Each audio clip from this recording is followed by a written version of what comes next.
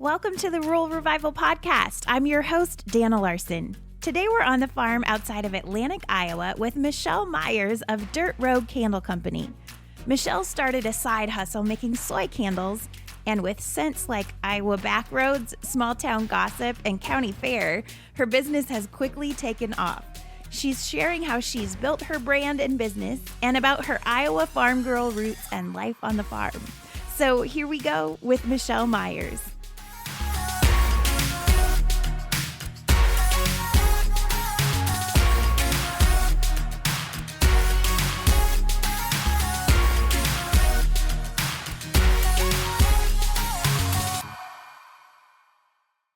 All right, well, we're here on the farm today outside of Atlantic, Iowa with Michelle Myers from Dirt Road Candle Company. Michelle, thanks for being on the podcast. Thanks so much for having me.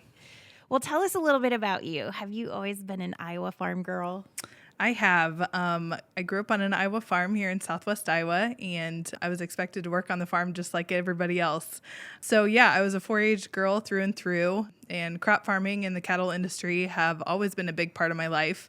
I joke around that, I competed in sports in high school, but my favorite sport was showing cattle, and it was just something I loved and spent a lot of time doing. So that's great.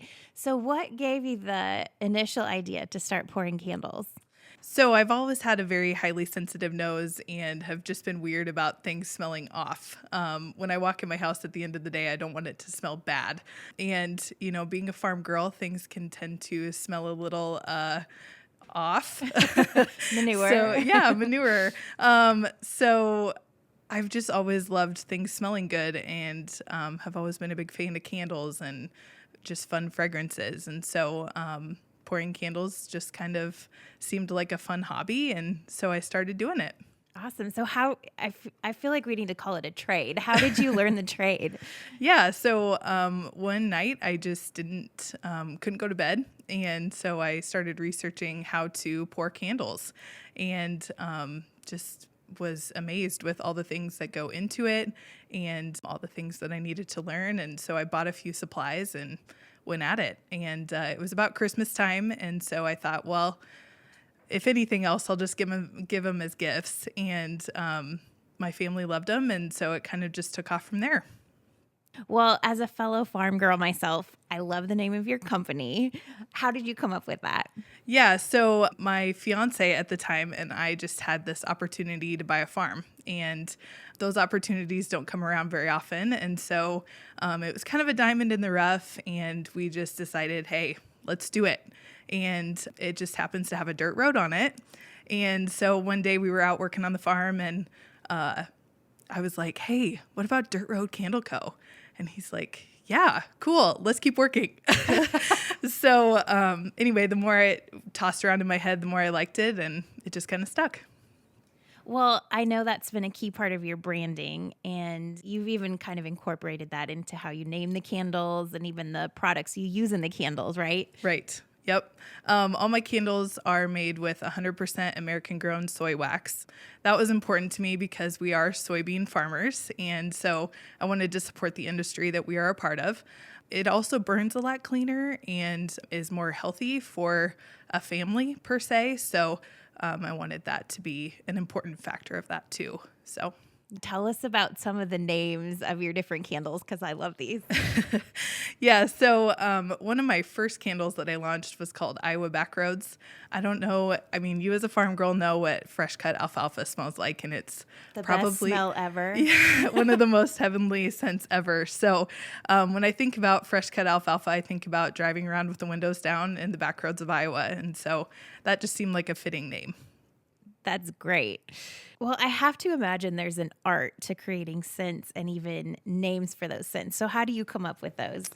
Yeah, I just try to be reflective of my roots. So I'm a farm girl from a small town, and so I like to honor that with naming my candles. So one that I came up with this spring was Small Town Gossip. And it is a sweet with a little hint of spicy at the end. And I think that's very reflective of small town gossip. Right on. How important is it to get the right name with your product? Yeah, so I feel like naming a candle is kind of like naming my unborn children. So it's just really interesting how like the right name will draw people to it. Something that's kind of out of the box and not so box store is just something that's unique and something that says handmade and something that is just different than what you'd find in a box store. Really sets me apart from a candle that you could buy at Target. So I've just found that people engage more with a fun named candle, one that still describes the scent, but is just something that looks really cute and sounds fun. So one that I have in my brain rambling around right now is like a fresh summer rain type scent. And I remember every summer it would be like a drought at the farm, and they would be calling for rain, and we would be praying that it would just rain, rain, rain, because we really needed a rain for the crops. And so one day I remember we were standing in the shed and it was just pouring buckets. And my dad said to me, "This is $1 million rain." And so I am going to name one of my future candles $1 million rain, just based from that experience. I love that. I think all of us Iowa Farm girls can identify with that. Absolutely. So tell us some of the history behind some of the other names that you've chosen, because they're all so good. Seriously. So one of my recent candles that I just released is called Call Your Mom. And the story behind that is I went to Iowa State University and was an often frequenter of the SciRide, which is the bus transportation system for students at Iowa State University. And my freshman year, I noticed right away that they had big signs on SciRide that said, "Call your mom, call your dad." And what a great reminder to kids that are off on their new adventure, just freshly leaving home, to call their mom. So that was the inspiration behind a candle that I intended for a graduation type gift to someone headed off on a new adventure. That's such a great idea. And tell us also about your county fair scent. Yeah, so 4-H was a huge part of my life, and I wanted to come up with a scent that was reflective of 4-H and 4-H type activities. So this is a leather smelling scent. Smells like leather boots, leather gloves, things that you think of when you think of county fair. So proceeds from this candle go towards my local county fair activities. So whether that be helping a kid buy a chicken for their 4-H project or sending them to like a state convention, money is helping make great individuals through 4-H. So I'm curious, would you be open to having your audience help pick the name of a candle ever? Absolutely. That would be awesome. I try to engage my audience when I get stuck. So like the county fair candle, I think came from one of my followers. So I would love to have followers help me name future candles. Absolutely. And you also do some custom scents for people too, right? I do. I've had a few businesses reach out to me and ask if I would do a custom candle with their logo and a scent of their choosing. And so I've done quite a few actually this spring, and it's been really great. So it could be anywhere from a yoga studio to a realtor, as you know, something they're going to sell to their customers or just give as a gift. So it's been really fun to work with other small businesses to come up with a candle to represent what they do. Well, how have you helped get the word out about your business? Like, is it strictly through online and social media, or do you do other events and pop-ups and things like that as well? Yep. So when I first started Dirt Road Candle Co., I sold strictly to a local boutique in Atlantic. And I worked with them for probably 2 years or so, just on a consignment basis. And so that was kind of my first few years of just trying this out and getting my feet wet, and just kind of, it was a hobby. Yeah. It wasn't really a business at that point, but it was a lot of fun. And then about a year ago, I launched my online shop and started doing social media and all the marketing that goes along with that. And that's been so much fun. I've met so many people, and it's just been a great journey. So I also have quite a few pop-up markets planned for this spring and summer and fall. And so I'll be anywhere from Omaha to Tipton, Iowa, which is a cute little gym over on the eastern side of the state. That's great. And you've also gotten to be part of some really fun collaborations. I have, yes. I have met so many great other makers through this little adventure of mine, and just done a lot of really cute gift sets and different giveaways to people on social media and that sort of thing. So it's been really fun pairing other people's products with mine and helping, other makers figure out, this will go well with this and that sort of thing. So I think something that I love seeing as I meet different people from across rural America is how united the small businesses are and how much they work together and are supportive of each other. That was super surprising to me, honestly. I talk with another candle girl in Iowa on just the other side of the state often, and we run ideas past each other, and it's really community over competition, which is an awesome thing to be a part of. Right when I opened up my Instagram account and I kind of started doing some stories and letting people know who I was, I've had quite a few people reach out to me and just say, like, hey, I think you're awesome. And hey, do you want to partner up and do a giveaway? Hey, what do you think about this? Could you give me an idea of this or that? And people are just so nice. And it's just been a great thing to witness that, if nothing else, that other makers aren't out to compete with you. They're just really cheering you on in the background. Yeah. I heard that your husband was a big supporter of you giving this a try as well, right? He is, yes. Since this business has kind of exploded to the point where I have to run around all weekend like a chicken with my head cut off, I get home from work on Fridays and I pull all the candle stuff out. And once he gets home, he's like, all right, give me the stickers for the wicks. I'll do that. You put the wicks in the jars. Give me the this, give me the that. So Friday nights usually are sitting around the TV helping me prep candles all night. So, well, is Dirt Road Candle Co. your first experience as an entrepreneur? No, it is not. I think any farm girl would be lying if they said that they did not start their entrepreneurial career at a very young age. So true. So I was actually, my dad drugged me to the bank when I was 8 years old and sat me down and said, we're going to open a checking account for you. And I was like, okay, wide-eyed little girl who was terrified of this. And my parents had actually gifted me a fat steer at that point. And so, awesome. Yeah, it was pretty cool.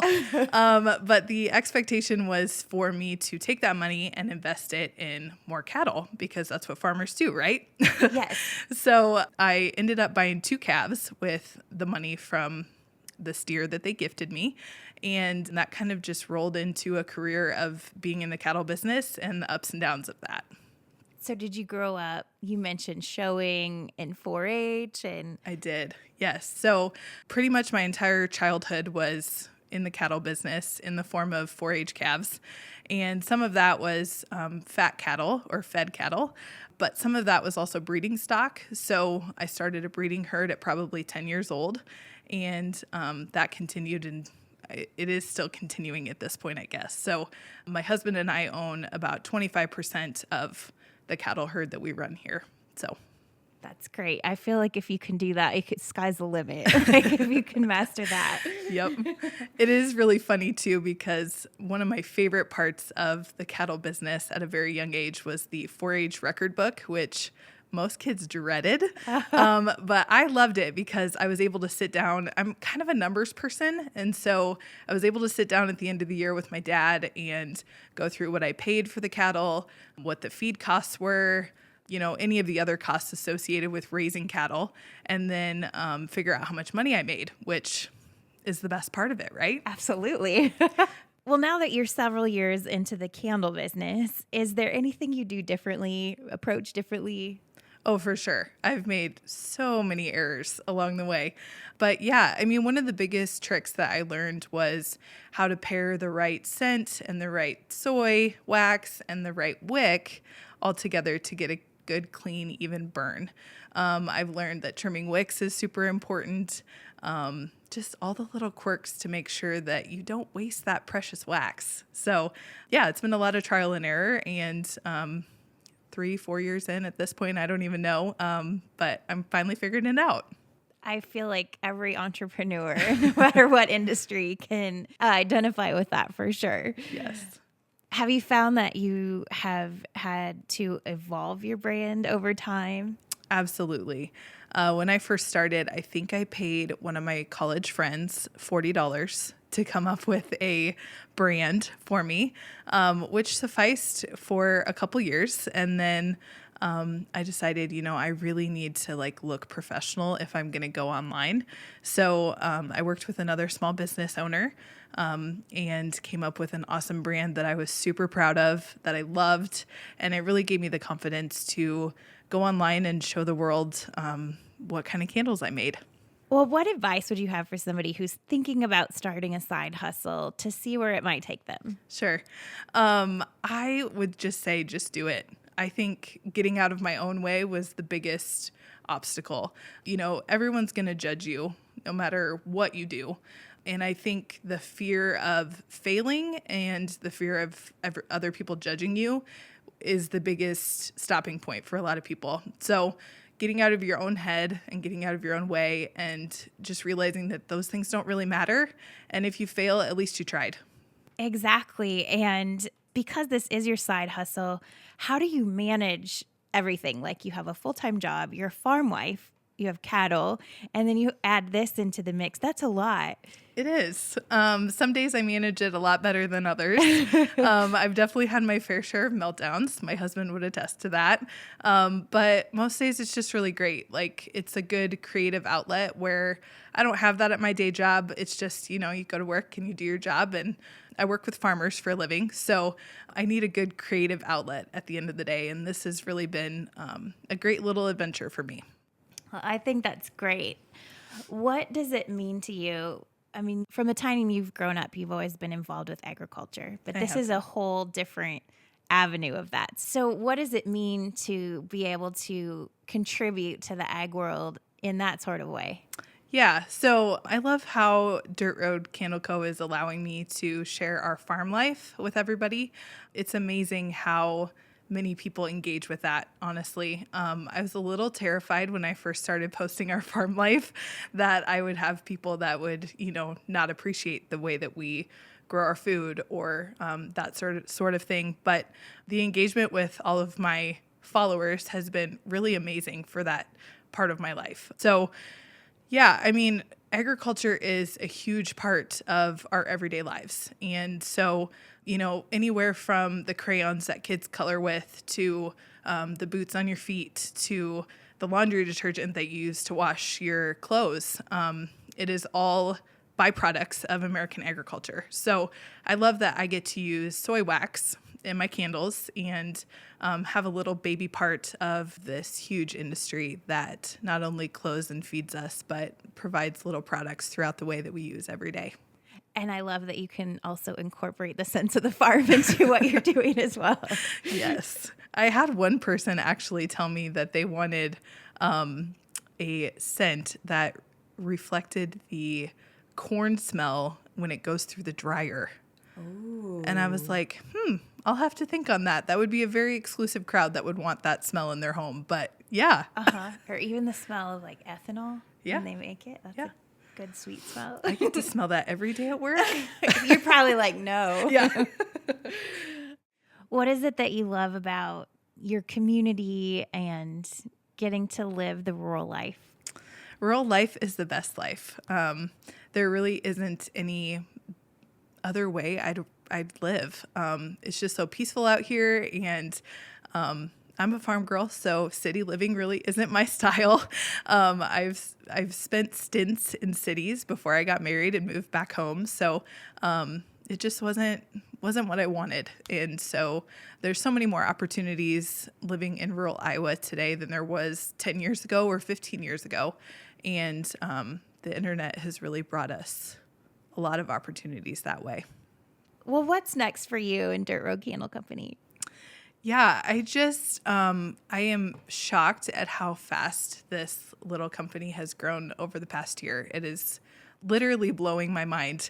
I just feel like I keep saying yes to opportunities and they keep coming, and that's awesome. And so I don't really know what's next, but I want to keep growing and keep meeting people and connecting with all of the people who buy my candles, because at the end of the day, the people that buy my candles are the ones whose input really matters to me. So I want to know what they want to see. And honestly, I think they want to see more of my farm life, which makes me really happy. So I feel like we've come full circle. That's great. So one thing that I've got planned, I've got some downtime here in May, and what better way for downtime than to donate my time? There were some flood victims in both Iowa and Nebraska, and came up with the idea for a candle to all of the proceeds there will go to help the farm families that were affected by that. And it's called Love Your Neighbor. Well, that's an amazing way to give back. And how do we follow along with everything that you have going on and new scents coming out and farm life and all of that? Yeah, so you can follow me on Instagram. My handle is Dirt Road Candle Co. I also have a Facebook page called Dirt Road Candle Co. And I have an Etsy site where you can purchase products, and a soon-to-be website. So that is in the works. Exciting. All right. Well, thank you so much for being on the podcast, Michelle. Thanks so much for having me.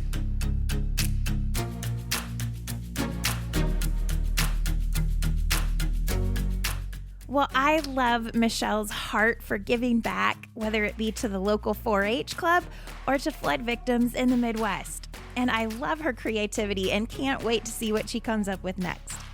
We're actually working on a special project to help the farm flood victims in Iowa and Nebraska, so stay tuned for more information on that. And if you're someone like Michelle with dreams for your small business and are ready to put those dreams into action, join us for the Rural Revival Mastermind in Pawhuska, Oklahoma on May 12th through 15th, 2019. We're bringing together a community of rural entrepreneurs ready to drive big results and impact in their businesses and lives. You can find all the details at ruralrevival.co/mastermind. Huge thanks to Michelle for being on the podcast, and thanks to you for tuning in. We'll be back next week. Have a great day, everybody.